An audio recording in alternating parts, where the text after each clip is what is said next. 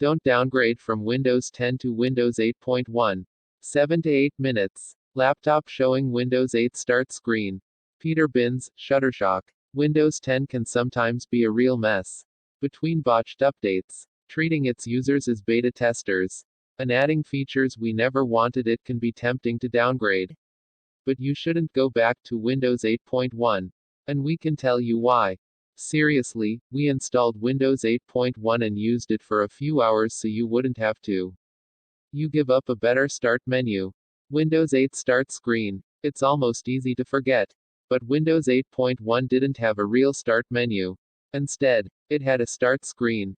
Windows 8.0 introduced the start screen with the hopes of ushering in an era of Windows tablets.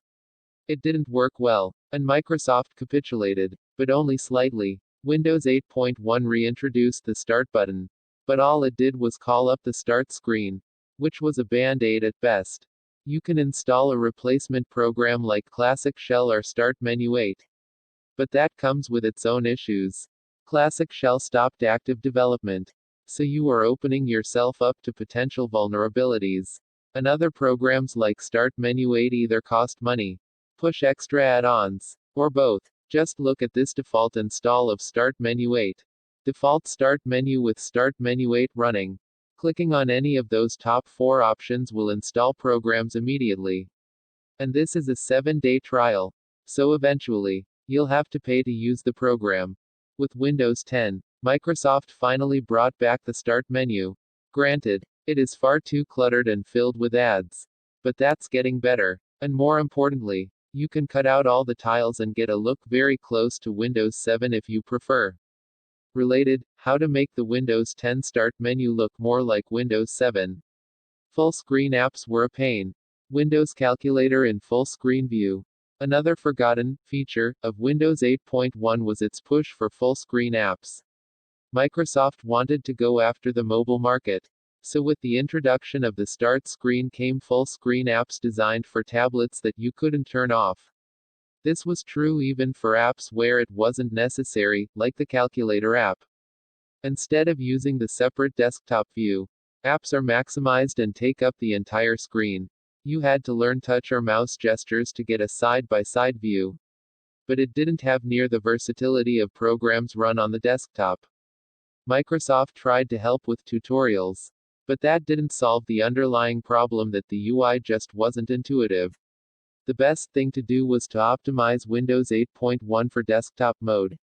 But it still wasn't perfect. Microsoft finally solved the problem in Windows 10 by dumping the Start screen and putting the emphasis back in the desktop.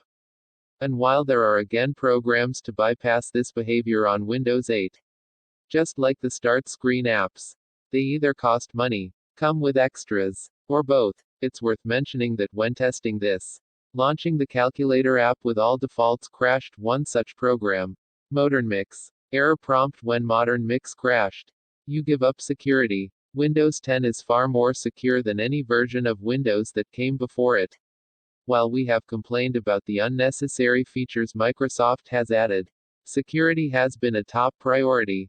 Windows 10 includes features like block suspicious behavior, core isolation and memory integrity security, container technology, and controlled folder access. Windows Defender's exploit protection is a huge add-on and effectively replaces Emmet, which Microsoft stopped developing. These features lock down the OS and make it harder to infect and hijack your system. Windows 8.1 is more secure than Windows 7, but every security feature introduced, from Smart Screen to Secure Boot, is included on Windows 10. End of support is coming. Windows 8 screenshot with red circle and line through it. End of extended support is coming. And while this will hit Windows 7 sooner, after January 2023, Windows 8.1 will no longer receive critical updates. That may not be tomorrow, but it's not far off either. And just like Windows 7, mainstream support has already ended. Even with Windows 10, Microsoft focuses on its newest version first, which is true of any software company. When end of service is hit, that means Microsoft will not patch any vulnerabilities or release any updates to prevent viruses from infecting your system. Usually, as end of service hits, Other programs stop support for those versions of Windows. So you will be left with vulnerabilities in your OS and your installed software. But aren't Windows 10 updates buggy? While it may be true that Windows 10 updates have been problematic, there are ways to mitigate this. First and most importantly, if you want stability, don't join the Insider program. Insider previews are the least stable by design. If possible, upgrade to Windows 10 Pro, which will let you delay updates. The good news is, even if you don't have Windows 10 Pro, Microsoft will soon let Windows 10 Home users pause updates for 7 days, which is typically long enough to shake out significant problems. Microsoft released bad updates with older versions of Windows just recently, so going back isn't any safer. Ultimately, it's better to have some updates, even with those risks, than no updates at all. Windows 8.1 doesn't support new processors. If your PC has an Intel 7th generation CPU or AMD's 7th generation processor, installing Windows 8 or 7 will lead to an unsupported hardware message. Microsoft introduced a policy in 2016 that limited support for newer processors. Related, how and why Microsoft blocks Windows 7 updates on new PCs.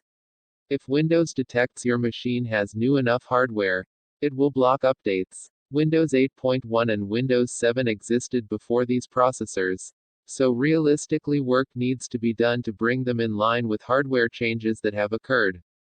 Microsoft could do the work, but frankly, it doesn't want to, as that would require additional testing.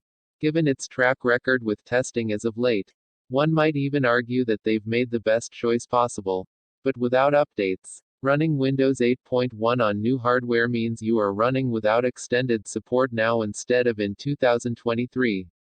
Windows 8.1 keys are expensive or risky. Search results for cheap Windows 10 key. To even downgrade to Windows 8.1, you will need a valid key. Microsoft doesn't sell Windows 8.1 keys, so obtaining one will be difficult. You can take a risk on cheap keys, but you might end up with a key that isn't valid and won't stay activated. If you do have a Windows 8.1 key, you can still use it to activate Windows 10, so you could just as easily stay on Windows 10 for free. Just stick with Windows 10. Absence makes the heart grow fonder, or distance just makes things blurry.